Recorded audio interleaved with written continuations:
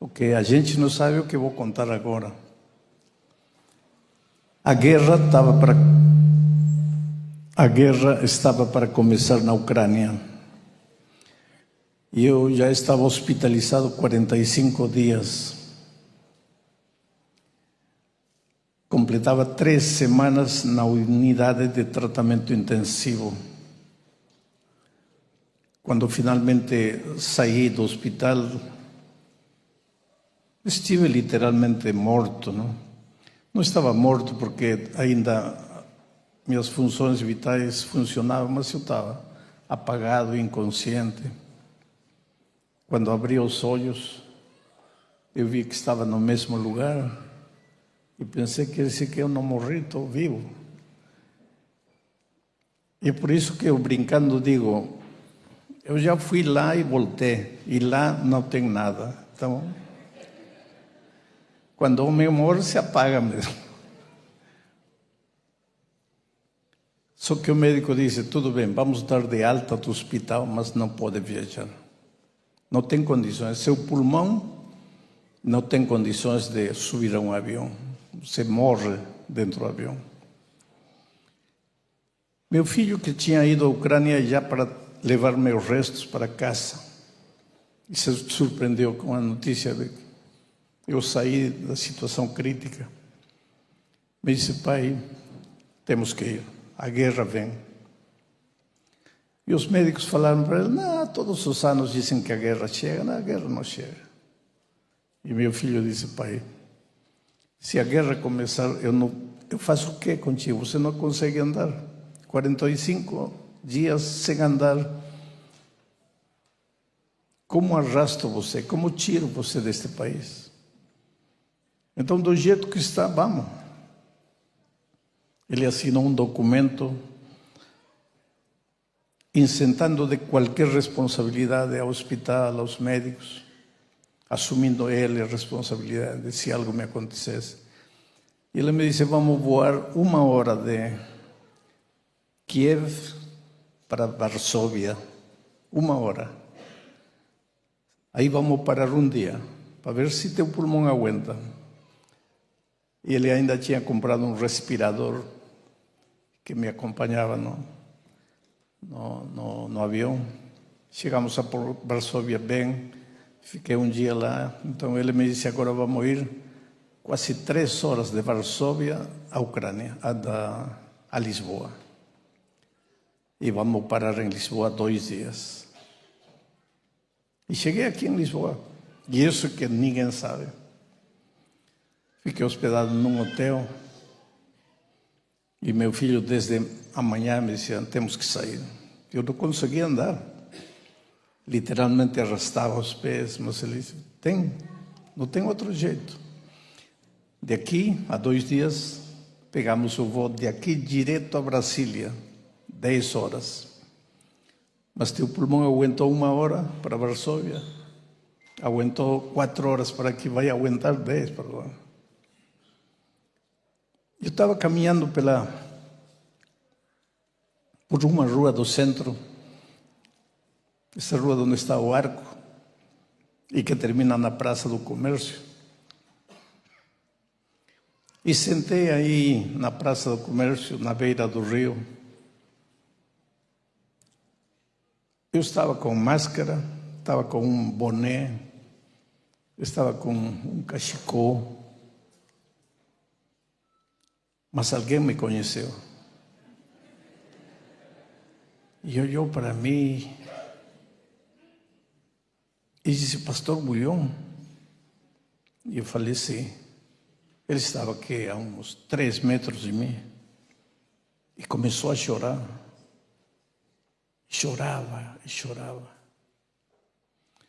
E ele me disse, ontem à noite eu pedi a Deus, eu estou fora da igreja. Eu pedi a Deus uma prova. Devo voltar ou não? E esta tarde saí, estava caminhando por aqui. E vejo você. Que melhor prova está me dando Deus que eu tenho que retornar para a igreja. E meu filho, que estava ao meu lado, me disse: está vendo, pai? Se unicamente por esse rapaz você tivesse sofrido tudo e tivesse chegado aqui, já valeu a pena. Nós, seres humanos, temos que aprender a confiar nos planos divinos. Às vezes em nossa vida acontecem coisas que não compreendemos, não tem justificativa humana. Mas Deus nunca erra. Coloquem isso na cabeça. Deus nunca erra. Por mais que você ache que Deus está sendo injusto com você, não. Deus nunca erra. Aí peguei o voo de aqui para Brasília. 10 horas, na metade do voo, meu pulmão não aguentava. Mas o respirador me ajudou a chegar lá. No dia seguinte começou a guerra. Uma ala do hospital onde eu estava internado foi bombardeada. Deus nunca erra. É por isso que eu digo, eu vou pregar até o último minuto de minha vida. Minha vida não é minha, não me pertence. Estou há 18 anos aposentado, reformado. Podia estar em casa tranquilo. Mas continuei viajando, continuo cumprindo a missão. Porque quando me perguntam qual é a sua profissão, minha profissão não é ser pastor. O ministério não é profissão. Se você quer uma profissão, faça qualquer coisa na vida, menos pastor. O pastorado é um ministério. Você se reforma, mas o ministério não acaba nunca. Só termina com a morte. Mas estou feliz de estar aqui. Esta história que acabo de contar, só meu filho sabia. Estava ao meu lado. E agora vamos entrar à mensagem bíblica. São João, capítulo 1. 1 de João, capítulo 1, verso 8. Vocês sabem que São João escreveu o Evangelho segundo São João. Escreveu 3 cartas para a igreja em geral. 1ª, 2ª, 3ª e João. E escreveu o livro de Apocalipse. É um autor, depois de Paulo, um dos autores que mais escreveu. Mas as epístolas são curtinhas, não importa. Eu tenho 58 livros publicados, alguns são livros pequenos, mas escrevo. Agora, esta semana estamos estudando o que João fala no 1º capítulo da primeira epístola. E esta manhã nos toca o verso 8 e um texto-chave. Sabe qual é a vantagem de pregar a Bíblia, texto por texto, versículo por versículo? A vantagem é de que ninguém pode dizer: o pastor tem um sermão encomendado. Que encomendado? Eu estou seguindo o que a Bíblia diz. Se alguém encomendou, foi o Espírito Santo. Ninguém vai dizer: pastor, foi encomendado esse sermão. Que encomendado? Eu estudei um que não foi encomendado, o 2, o 3, o 4, o 5, agora já estou no 8. Volto a repetir, se alguém encomendou, é o Espírito Santo, não sou eu. E não é nenhum pastor. Só que este tema trata de um tema, este verso trata de um tema que está muito em discussão. Vamos ler o texto primeiro. Diz assim: se dissermos que não temos pecado nenhum, a nós mesmos nos enganamos e a verdade não está em nós. Por que digo que este é um texto polêmico? Porque ultimamente está começando a entrar na igreja uma ideia interessante de que a última geração será sem pecado. Quer dizer que a última geração não enquadra neste texto. E se não enquadra neste texto, então essa última geração não forma parte da igreja. Quem ensina essa teoria da última geração? que a última geração antes da volta de Cristo será impecável, que terá desenvolvido o caráter, que terá chegado no processo de santidade a um ponto em que já não cai, já não peca. E isto se está pregando com muita força em alguns países. E esta mensagem cria um desespero terrível na igreja. Porque se vocês não são diferentes de mim, terão descoberto que a vida cristã é uma luta, é uma batalha diária. Que você hoje se ajoelha, chora, se arrepende, pede perdão a Deus e amanhã está fazendo a mesma tonteria. E que muitas vezes você chega ao ponto de dizer: Deus meu, o que acontece comigo? Por que eu não consigo? E o pior é que você olha para as outras pessoas e as outras pessoas lhe parecem a você muito melhor espiritualmente do que você.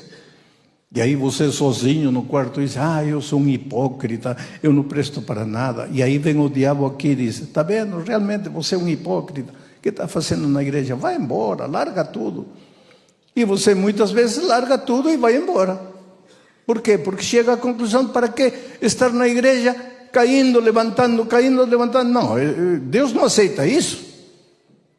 E então vem esses pregadores dessa tendência teológica falando que a última geração, que já somos nós, porque Cristo já está para voltar, teremos que ser impecáveis, teremos que ser perfeitos, que teremos que refletir o caráter de Cristo tal qual Jesus era.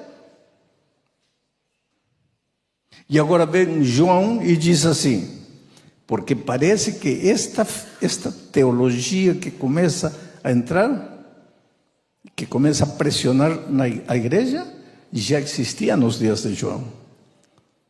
Cristãos que diziam que em seu relacionamento com Cristo tinham chegado a um ponto em que já não pecavam. E agora vem João e categoricamente afirma. Vou ler em segunda pessoa singular. Se você diz que não tem pecado nenhum, você mesmo se engana. E a verdade não está em você. Porque é fácil dizer: não, eu já cheguei a um ponto em que eu tenho vencido todas as minhas fraquezas. Claro, quando ninguém vê você. E quando está sozinho no quarto, quem sabe os pensamentos que sobem à sua cabeça? Quem sabe os sentimentos que você carrega no coração? E quando as tendências carnais levam você para o pecado, olha para lá, não tem ninguém, olha para lá, não tem ninguém, não tem ninguém, não tem ninguém. E depois sai aqui, o sábado, olhando para todo mundo, como é a roupa, como é o cabelo, está bem, não está bem. Que bom que o inverno sempre chega, não? Aí todo mundo cobre o corpo até o pé. Aí no verão, aí fica diferente. É interessante que uma promessa em São João 16:8, a promessa do Espírito Santo que diz: quando Ele vier, o Consolador, o Espírito Santo, convencerá ao mundo, e você e eu somos parte do mundo, dos habitantes desta terra, convencerá ao mundo de pecado. De que pecado? De teu pecado. Só que o Espírito Santo trabalha nesta famosa última geração de uma maneira estranha. Porque eles dizem que recebem o Espírito Santo, mas só enxergam o pecado dos outros. Não enxergam seu pecado. E a Bíblia a mim me ensina que quando o Espírito Santo vem, não me convence do pecado dos outros, me convence de meu pecado.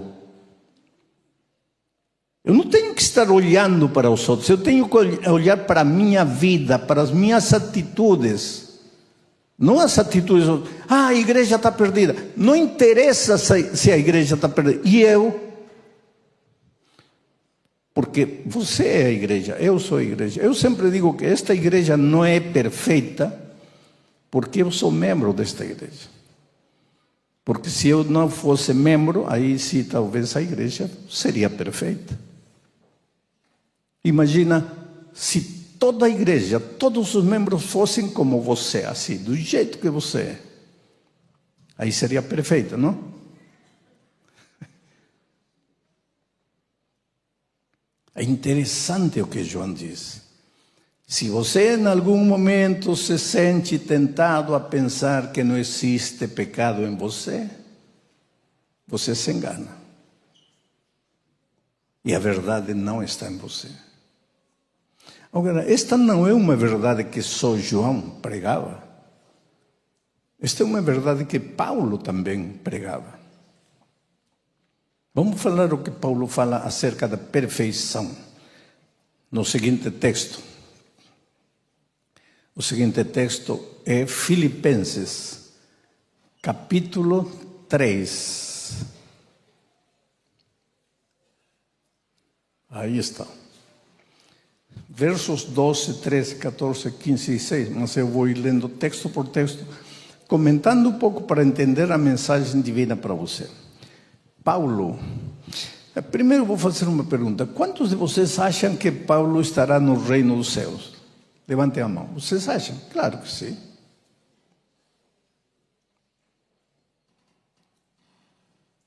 Agora olhem o que Paulo falava. E quando ele escreveu sua epístola aos Filipenses, já estava chegando ao fim da sua vida, ao final da sua vida. Olhem o que ele falava. Não que eu o tenha já recebido, ou tenha já obtido a perfeição. Coitado do Paulo. Paulo não poderia entrar na última geração, porque a última geração é sem pecado. E Paulo, ele confessa publicamente: eu não consegui, eu ainda não tive a perfeição. Então, se Paulo entrou ao reino dos céus, quer dizer que os imperfeitos são os que vão para o reino dos céus? Calma, não vai tirar tuas conclusões particulares. Vamos ver o que ele está dizendo. Diz assim: não que eu tenha já recebido ou tenha já obtido a perfeição, mas prossigo para conquistar aquilo para o que também fui conquistado por Cristo. Prossigo. Esse verbo prosseguir é interessante porque em grego, porque Paulo escreveu em grego, é o verbo lambanó. Em outras palavras, ele está dizendo: eu ainda não sou perfeito. Eu ainda não consegui viver completamente à altura das expectativas de Deus. Mas uma coisa faço: prossigo. Sabe o que é o verbo prosseguir? Lambanó. Não é caminhar, subindo. Não, não é assim. O verbo prosseguir é: você começa a subida em direção da perfeição, começa a subida, mas cansa. Aí para, toma ar, às vezes senta, respira, toma um pouco de água, continua. Aí tropeça, cai, levanta, sacude o pé, o pó e continua. E de repente já você vai vendo acima da montanha: já estou chegando, e tira forças das fraquezas, já estou chegando. E quando finalmente chega, respira: cheguei. E aí você descobre que tem outra montanha mais alta, e que você achava que chegou e não chegou nada.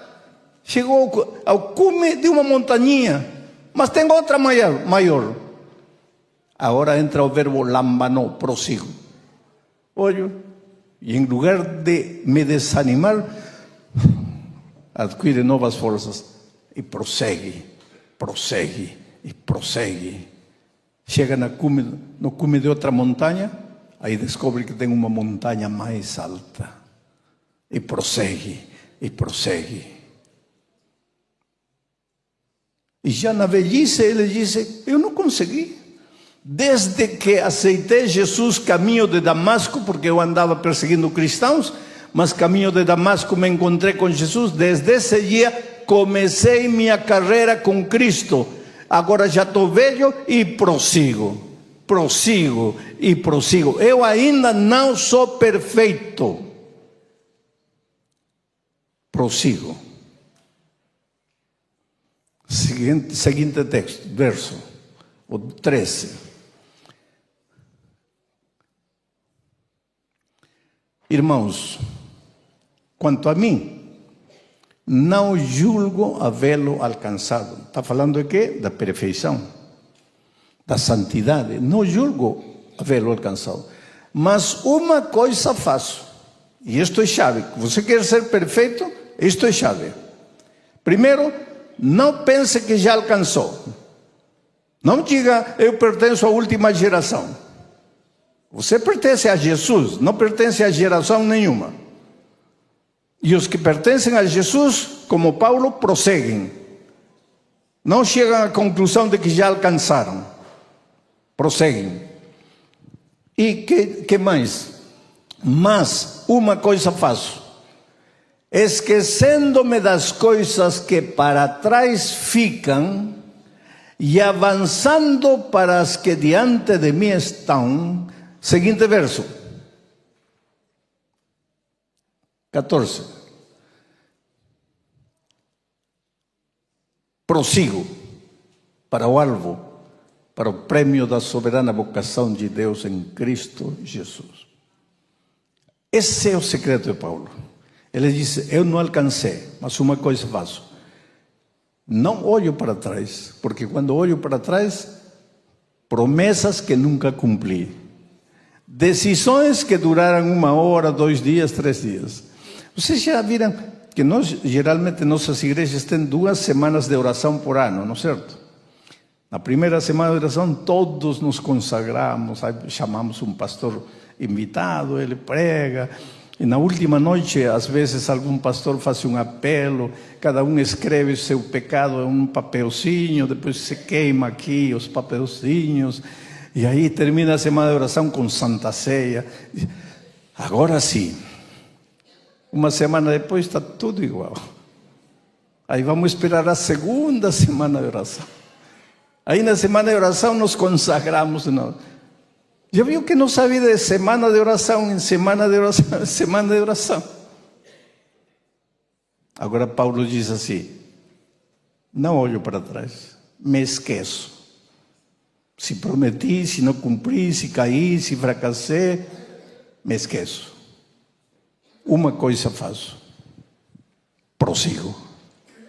Prossigo e prossigo para ver se um dia alcanço aquilo para o qual eu fui alcançado por Cristo Jesus. Porque Cristo te alcançou para levar-te pelo caminho da santificação, para levar-te na perfeição. Seguinte verso, os 2 últimos. Diz, todos pois, agora vai ver a confusão que Paulo vai criar na tua cabeça. Todos pois que somos perfeitos, é raro, não? Porque no verso 12 diz, irmãos, eu ainda não sou perfeito. E no verso 15 diz, todos os que já somos perfeitos. Espera um pouco. Se Paulo estivesse vivo, ele diria, Paulo, senta um pouco, respira, porque você está meio confundido. O que foi?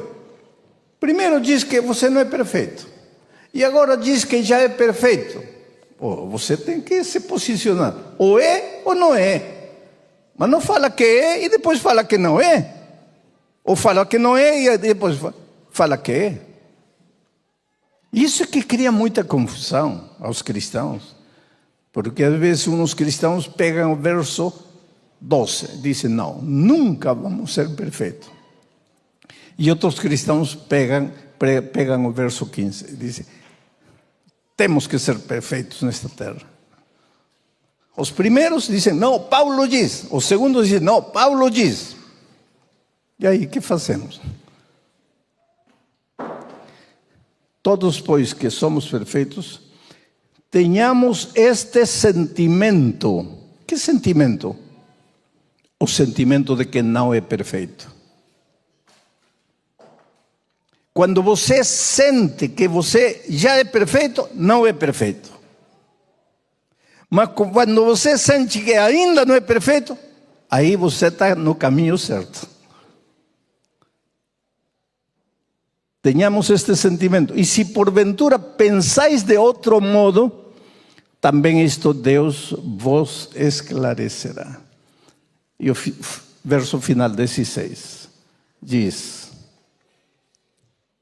todavia andemos de acordo com o que já alcançamos. Agora vou resumir o que Paulo está dizendo. Sabe o que Paulo está dizendo?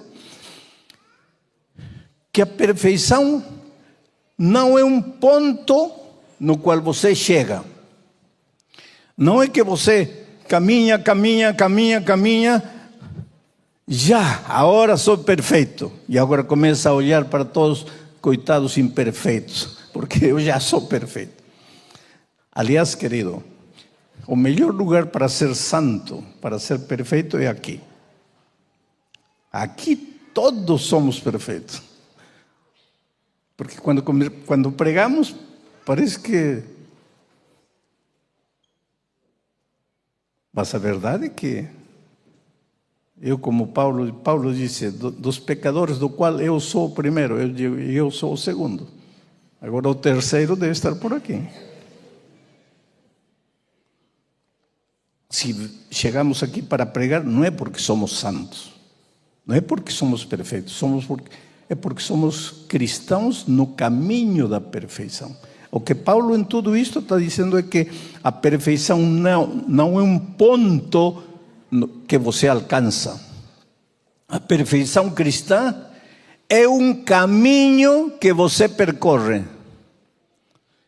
Você vai sendo perfeito enquanto ainda não é perfeito. Vai sendo perfeito enquanto ainda não é perfeito. E o segredo para ser perfeito, mesmo não sendo perfeito, é esquecer o que fica para trás, olhar para o que está adiante e prosseguir,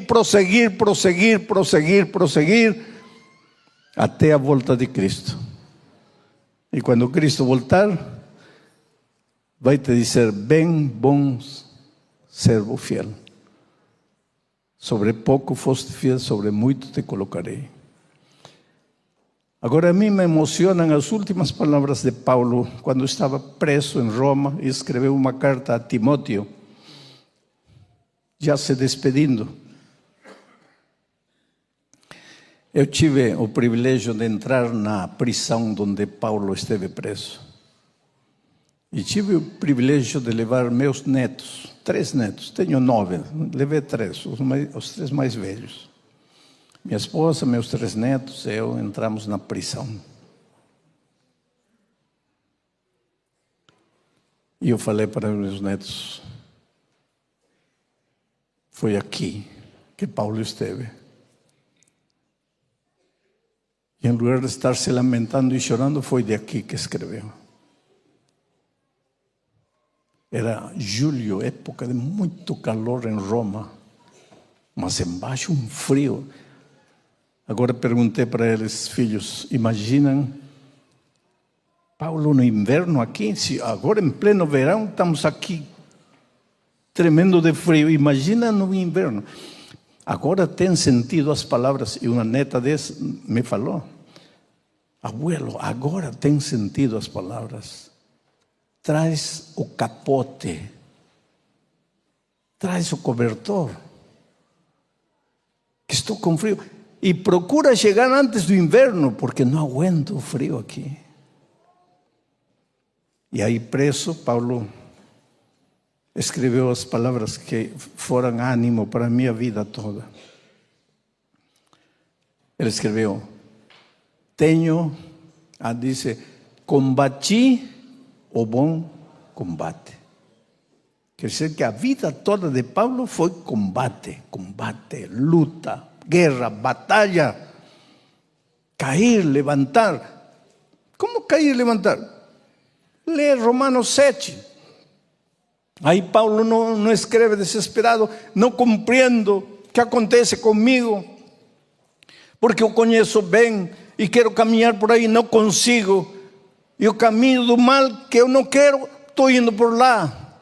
Ora, se eu não vou pelo caminho certo, então quem está indo por lá não sou eu, é o pecado. E está falando da natureza pecaminosa que você e eu carregamos. Sabe por que não somos perfeitos nesta terra? Porque ainda carregamos a natureza pecaminosa que vai nos acompanhar até o dia da volta de Cristo. Porque só quando Cristo voltar, isto mortal se vestirá de imortalidade, e isto corruptível de incorrupção. Mas até aquele dia estaremos lutando.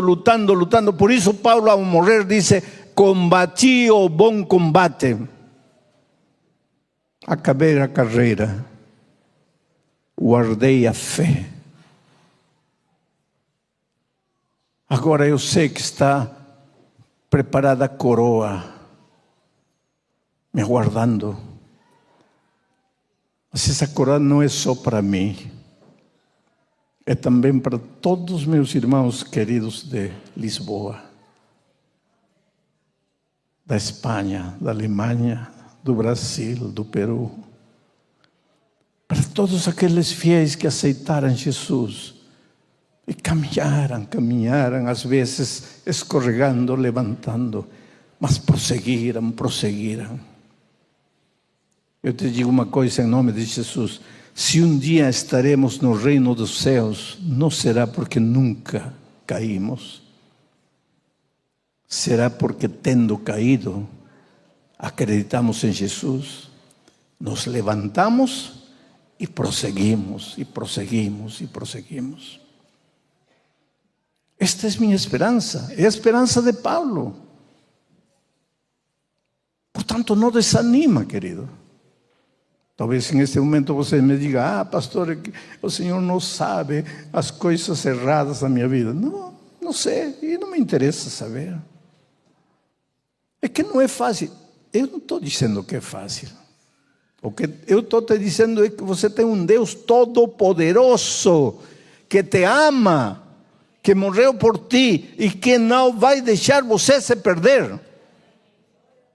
E se, como aquele jovem que encontrei no rio Tejo, você precisa de um milagre divino, de que apareça alguém, Deus vai fazer, porque Deus te ama, porque Deus não quer que se perca.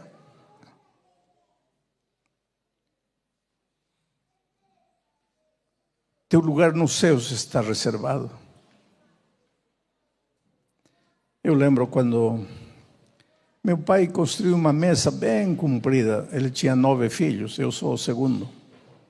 Uma mesa bem comprida. Depois vieram noras, vieram os netos, os genros, uma mesa. Mas meu pai sentava lá no extremo e eu sentava no outro extremo. Não porque eu fosse o mais velho, mas porque eu era o pastor. E a minha família toda me respeita por ser o pastor. Quando eles têm que tomar uma decisão, ligam para mim, me ajuda. Não por ser o mais velho ou mais experimentado, mas por ser o pastor. Cada vez que eu chegava em casa, quando minha mãe vivia, me abraçava os braços: oh, meu pastor.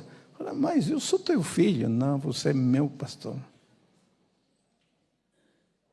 E quando meu pai fez aniversário, bem velhinho já, meus irmãos fizeram uma festa para ele, cheia de balões, o bolo, uma festa bonita. Disse que meu pai sentou na mesa. Quando eu não estou em casa, ninguém senta na minha cadeira, que está no outro extremo de meu pai. E meu pai olhou para a cadeira vazia e disse: olha, saiam, procurem alguém. Eu não posso ver essa cadeira vazia. Eu sei que meu filho não está aqui, mas eu não posso ver essa cadeira vazia. Lá nos céus tem uma cadeira para você, um trono, com teu nome. Com teu nome. Mário, Jorge, Pedro, Rosa, Joana, teu nome. E quando os remidos se juntarem, tua cadeira vai estar vazia, porque você não tem substituto. Por isso Deus te criou originalmente. Por isso é que tua digital é tua. Ninguém mais pode imitar. É você, único. E teu lugar no céu está reservado. E Deus vai fazer de tudo para te salvar. E se você se perder, vai ser porque você foi teimoso e quis se perder. Hoje é o dia de boa nova. Hoje é o dia de salvação.